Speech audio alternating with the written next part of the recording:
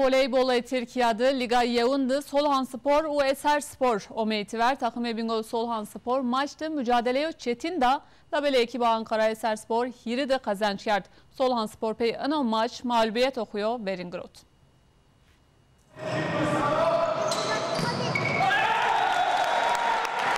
Federasyona Futbolu Türkiye'de kategoriya B Comyerdun'de maçı hafta şeşim vezir kaybı. Ekiba Bingöl Spor o ekiba Ankara Eserspor Ankarat o meytiver. Maçta seto verin pey galibiyeti Eserspor Visponjo Vistyo Qediya. Solhanspor Eserspor verdi seto din dizi mücadele yukarı devam kert. Labele goma peyinde Eserspor pey vis 6 o vis 4 eno setsi Qedina o skor kert de 0. Seto yerinde mücadeleyi vurdu takımınızı devam kert. Ona periyod Visponj o Visiri pey galibiyeti Solhanspor Qediya o skor ve deyo.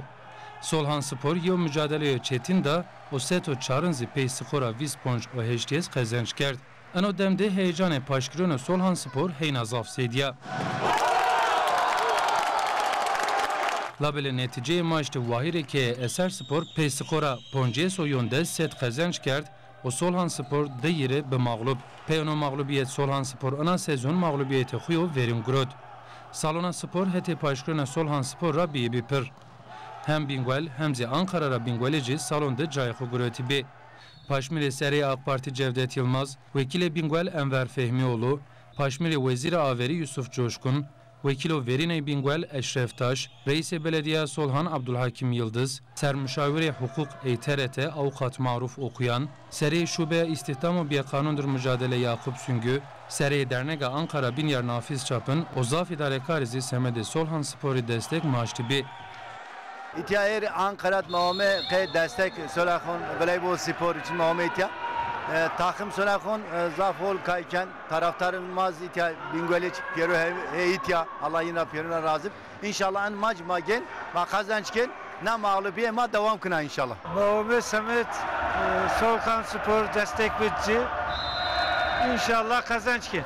Mahome İtiyay tabi Solhanspor voleybol takım Makı destek umeyka. Tabi salakı hatta ponç hay maç keker. Ponç hamına galip vejo. Tabi en maç şaşın o.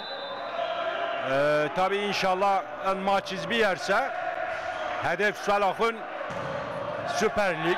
Ser Solhanspor Mahme Bey Solhan destek bikir.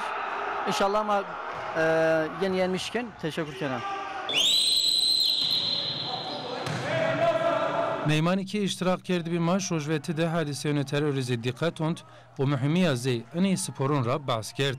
Ve gezma nişirkü ve birina top kaybek ve min milleted ve halkma sevindirmişik. Ayra Mahmut destek don Solhan voleybol sporuna. Barış istiyoruz, barış. Pavyeni Solhanspor haftene Hatay